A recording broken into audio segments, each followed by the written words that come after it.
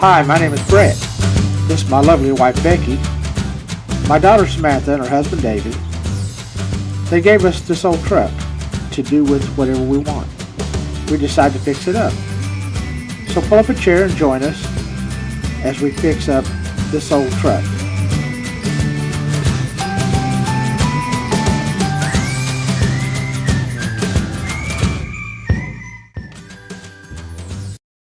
This is what we've been working on for the past couple of months.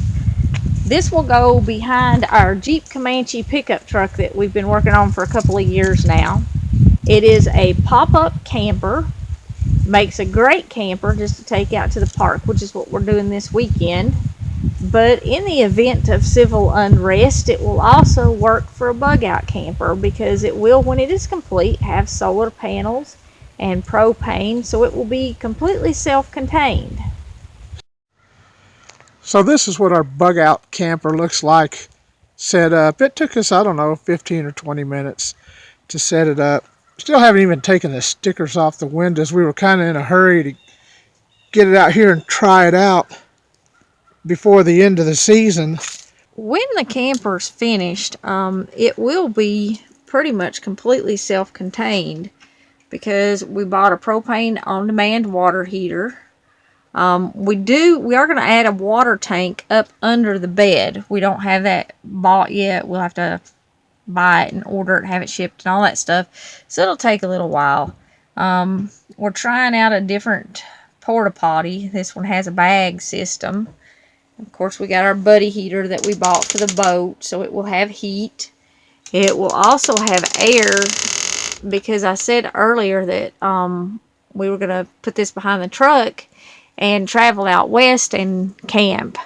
We do have one of these Coleman 12-volt cooler chillers, whatever you want to call them. It's a super good cooler, and it's 12 volt. It lowers the temperature about 40 degrees. I think it is below ambient.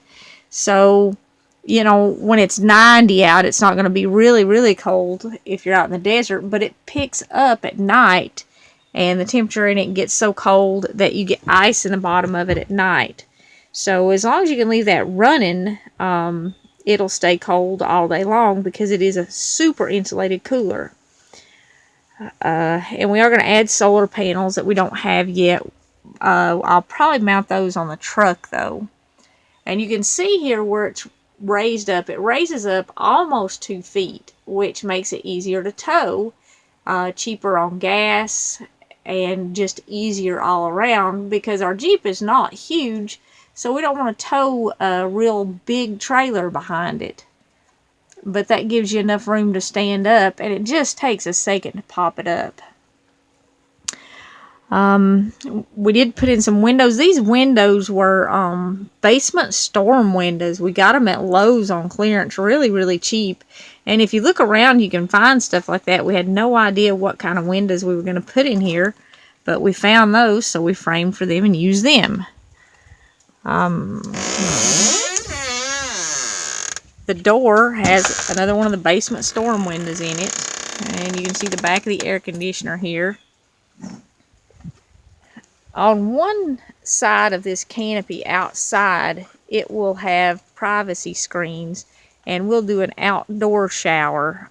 You know, a lot of pop-ups have outdoor showers, and we'll also probably set our potty out there, but that's not done yet either.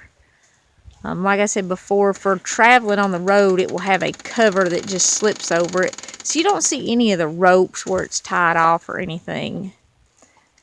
If it gets really windy or starts to storm, there's a tie down right in the middle of each one of these canopies that we'll have to anchor to the ground or to a tree or something to pull the canopy tight so it doesn't hold water.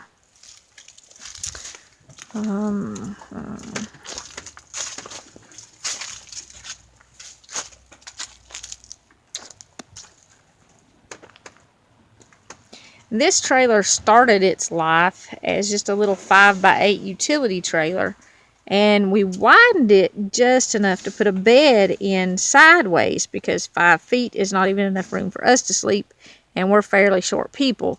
So now it's just a little bit over 6 feet wide, so that we can sleep comfortably without hitting our head or having our feet all pushed up against the side.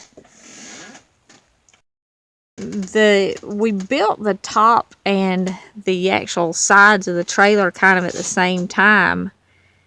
And I really wasn't sure when I was doing the top if it was going to work or not, but it does. It goes up and down, and this canopy is attached to the inside. Up there on the top, there's 2 seams on the top, and the canopies are attached, and then these pieces that go around the side are also attached at the same seam.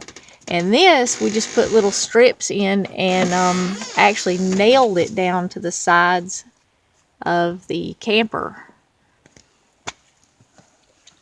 The top slides up and down. It's made out of metal conduit, and this is 3/4 inch, and then our actual frame is 1/2 inch, and it just slides down in these tubes when we're going down the road.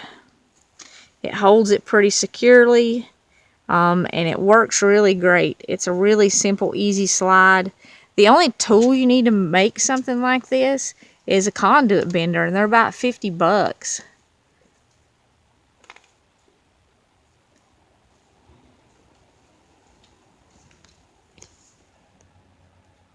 This is a bug out camper, so we do carry weapons. On this little camping trip, we just carried a handgun. I carry a 45 and Becky carries a 357 Magnum.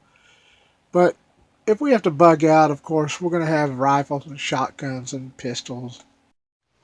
I guess it makes us look like lunatics, but we do carry knives and stuff even in the car over the sun visor.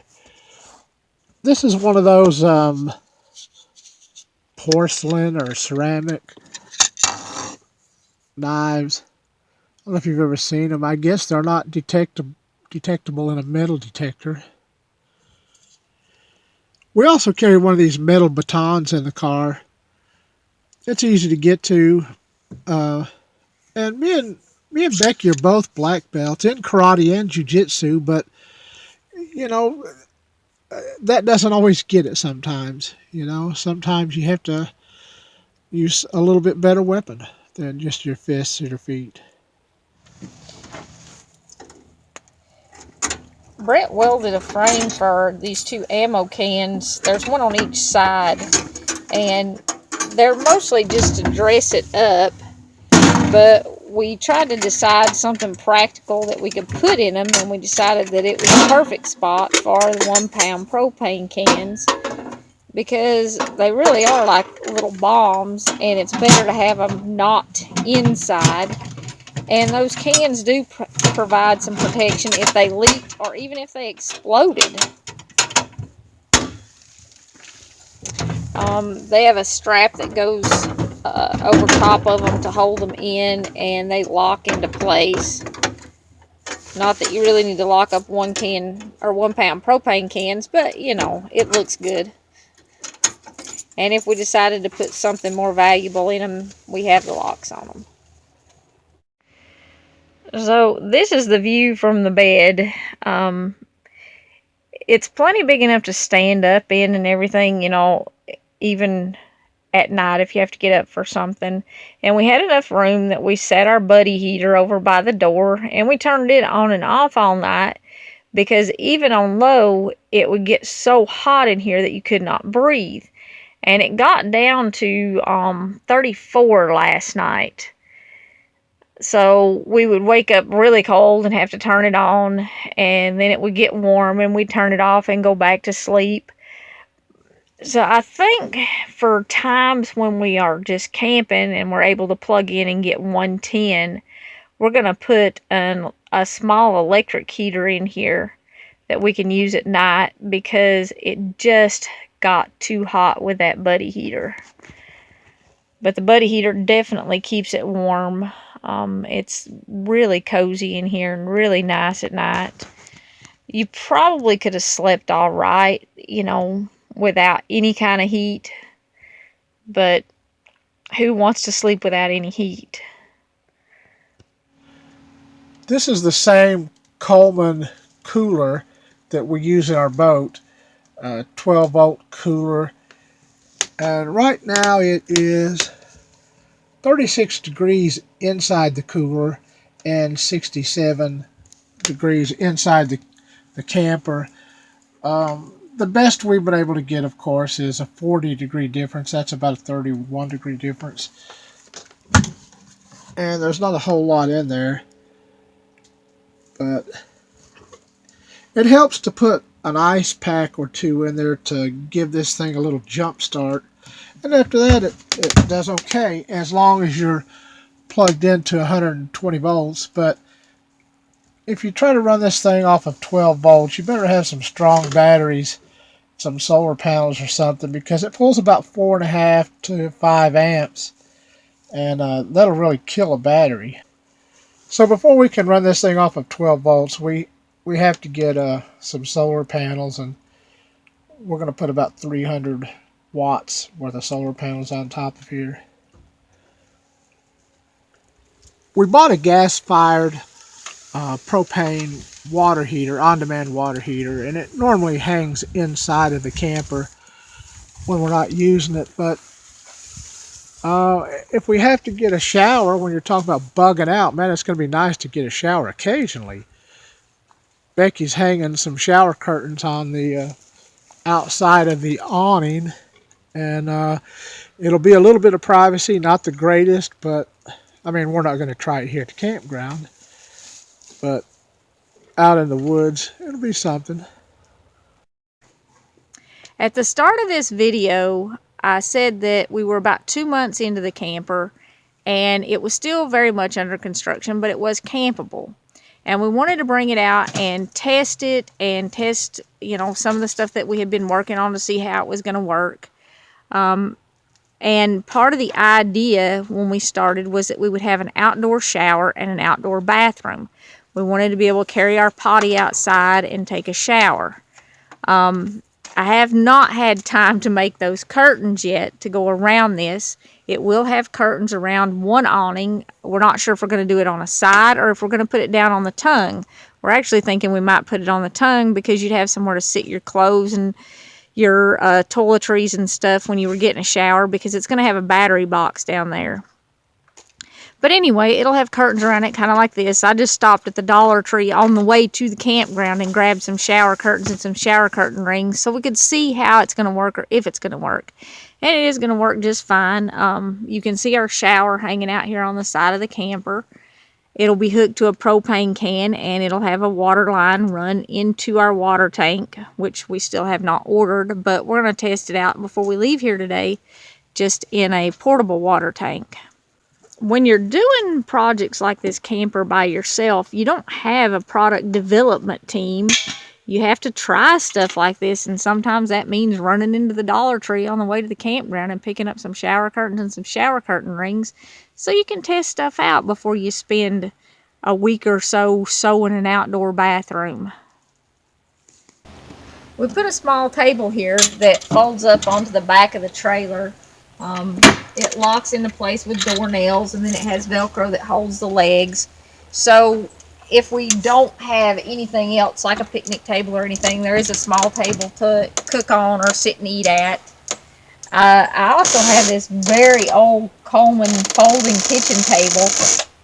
They make much nicer ones now, and I've had this one for almost 20 years. I used to use it when we bring the kids camping, which is really convenient because there's room for the coolers and all the food and the camp stove and everything. Even if we have to bug out, Becky's got to find a way to make bacon and eggs and pancakes every morning.